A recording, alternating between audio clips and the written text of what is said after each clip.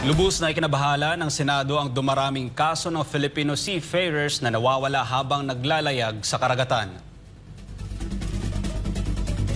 Sa pagdinig ng Senate Committee on Migrant Workers nitong Marso 6 ay lumutang na may mga kaso ng mga missing seafarers na hanggang ngayon ay hindi pa rin nare-resolba. Kabilang dito sina Ralph Anthony Bobiles na nawala noong Disyembre 5 taong 2024, Jimbo Kadungong noong Agosto 31 taong 2024 at Vincent San Diego noong Hunyo 16 taong 2023. Ayon kay Department of Migrant Workers o DMW Secretary Hans Leo Kakdak, patuloy pang iniimbestigahan ang mga ito. Samantala, si Jeric Bueno naman na nawala noong Pebrero 22 ngayong taon ay narecover na ang labi pero hinihintay pa rin ng DMW ang kanyang autopsy report. Binigyang diin ni Senador Raffy Tulfo na mas mapapabilisan na ang investigasyon at paglutas ng mga ganitong klaseng kaso kung mayroon lamang mga CCTV camera na naka-install sa kritikal na bahagi ng mga barko tulad ng railings, cabin portals at exit points. Sumang-ayon si Secretary Kakdak kay Senator Tulfo,